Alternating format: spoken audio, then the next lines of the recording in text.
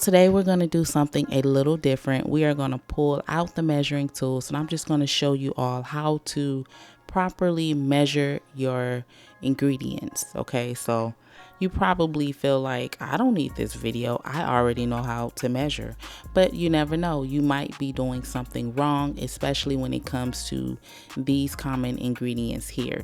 I have here a set of 18 stainless steel measuring cups and spoons, and this video is not sponsored by anybody. I bought this myself, my own money, my own bank account, so let's get with it.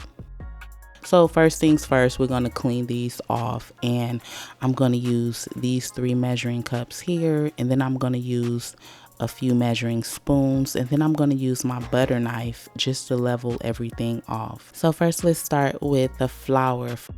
When you buy your flour, it's generally packed into the bag, and if you are not aware, you should never measure from a bag of flour that's packed. We're going to use our scale to help us get this right. I also purchased this scale from Amazon, y'all. It was really cheap, okay?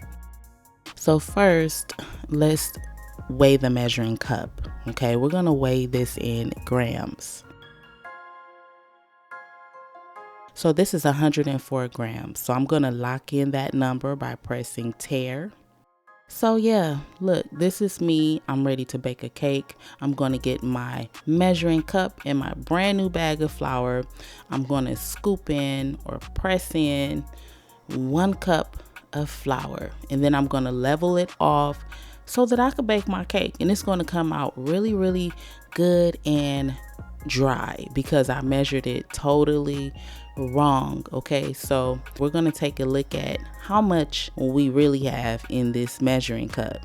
And remember, the scale does not lie. Okay, we are at 150 grams. 150 grams. Okay, 1 cup of flour should be 120 grams. So we are like 30 grams over that number, which is way too much flour. So let's, put this brand new bag of flour to the side. Normally when I buy flour, I always transfer it to my container. And before I measure out flour, I shake it out first. You want to shake out your flour. This will help to loosen it up so that way it's not packed. So now let's try and measure this correctly because we want the cakes to be moist and we want them to be the bomb. Okay, do they still say the bomb? I think they do. So normally I take my tablespoon and I'll just kind of play with the flour a little bit, fluff it around, loosen it up, and I'm going to gently scoop 1 cup of flour into my measuring cup. You can sprinkle this into your measuring cup. You just want to be gentle, Yeah, so just gently sprinkle that flour in there. Then we're going to level this off with our butter knife, and now let's weigh it out. And so we are at 121 grams, which is only 1 gram over. Okay, so do you see how important it is to have a scale and to accurately measure your flour? I hope you surely do. Okay, so most recipes tend to call for packed brown sugar. So with brown sugar, it's just the opposite of flour. You want to pack that brown sugar into your measuring cup. Okay, and you can just level this off with your hands. You can use a butter knife if you want to. Most times I don't when it comes to brown sugar, but yeah, if you want to, you just scrape that off with your butter knife. And that is how you properly measure brown sugar. So now let's quickly measure out the granulated sugar, okay, aka white sugar. We're going to quickly measure this out. Now I'm just using a spoon right here because I didn't want to make a spill all over the place.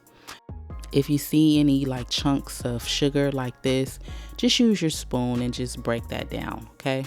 You can also pour the sugar into your measuring cup just like this and shake it out a little bit. That will help to even it out, make sure you have the sugar filled up to the rim of the cup. And yeah, this is simple. So now for our baking powder, we're going to take our measuring spoon. I like to use the rim of the container as a leveler. Okay, so yeah, just do just like this. Scoop it out and then level it off with the container. So simple. So the same with the baking soda, dip it in there, scoop it out, and I like to level it off just using this little brown cardboard piece that's attached to the inside of the box. So I have here some table salt and some coarse kosher salt. Table salt has very fine crystals. Okay, so you can just pour that into your measuring spoon. You can tap it up against your hand, tap, tap, tap.